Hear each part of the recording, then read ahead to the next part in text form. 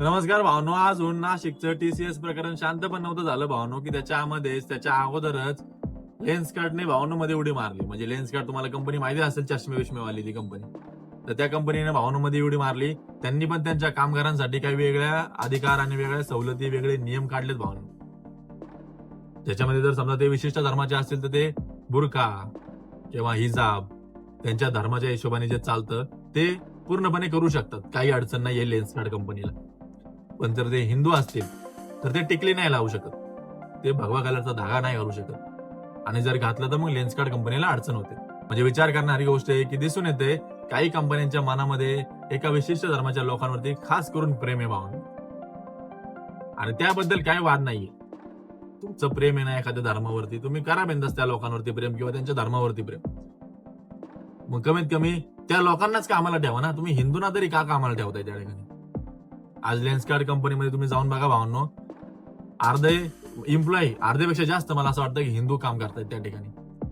गोरगरीब हिंदू, श्रीमंत नाही म्हणते, गोरगरीब हिंदू काम करतायत. पण त्यांच्यासाठी हे अशा कंपन्या असे नियम काढतायत आणि एका विशिष्ट धर्माला प्रमोट केलं जातंय, प्रमोट करतायत. म्हणजे त्यांनी काय होणार भावांनो? उद्या आपल्या धर्मातला एखादा माणूस त्या ठिकाणी काम करत असेल किंवा आपल्या धर्मातली एखादी महिला त्यांच्या कंपनीत काम करत असेल, त्यांच्या ऑफिसमध्ये काम करत असेल, तर तिलाही तेच वाटणार. या धर्माला प्रमोट केलं जाते, या धर्माबद्दल चांगलं सांगितलं जातं, या धर्माला विरोध नाही करत आहे कंपनी, म्हणजे हा धर्म लय चांगला आहे. हे अशा पद्धतीने पण भावनो कामं चालू आहे सध्या कॉर्पोरेट कंपन्यांमध्ये, मोठमोठ्या कंपन्यांमध्ये. आणि सगळ्यात जास्त वाईट गोष्ट म्हणजे भावनो, या घटना किंवा हे नियम, हे प्रकार आपल्या देशात घडतात भावनो, या भारतामध्ये घडतात, जिथं 80% हिंदू आहेत. म्हणजे 80% हिंदू समाजाला काहीच समजलं जात नाही भावनो या देशामध्ये ह्या लोकांकडून. पण यांना असं बोलून काय उपयोग नाही भावनो. त्यामुळे विनंती करतो प्रत्येकाला, यांच्या कंपन्यांच्या भावना एकही वस्तू घेऊ नका. यांना ज्या धर्मावरती प्रेम आहे ना, विशिष्ट धर्मातल्या लोकांवरती, तेच खरेदी करतील आणि त्यांच्या आणि ह्याचं जे काय असेल ते गोंधळ होऊ द्या.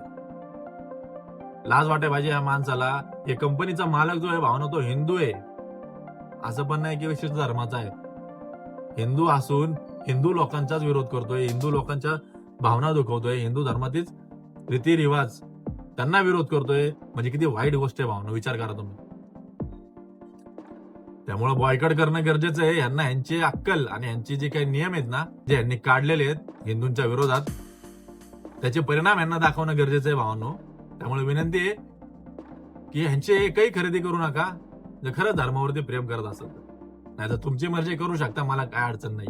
पण एक गोष्ट तुम्हाला नक्की सांगतो, यांना जर अद्दल नाही घडून दिली ना भावांनो, तर यांनी आज टिकली, मंगळसूत्र आणि कलावावरती आणले ना नियम, उद्या आपल्या सणांवरती पण नियम आणतील. म्हणजे खास करून हिंदू मुलांच्या सणांवरती हे नियम आणतील जे त्या ठिकाणी काम करतात. त्यामुळे गरज आहे एकत्र येण्याची आणि दाखवून द्यायची या लोकांना, या कंपन्यांना आणि यांच्या मालकांना की हिंदू शांत आहे, झोपलेला नाहीये. जय हिंद, जय महाराष्ट्र, जय शिवराय, जय शंभूराजे.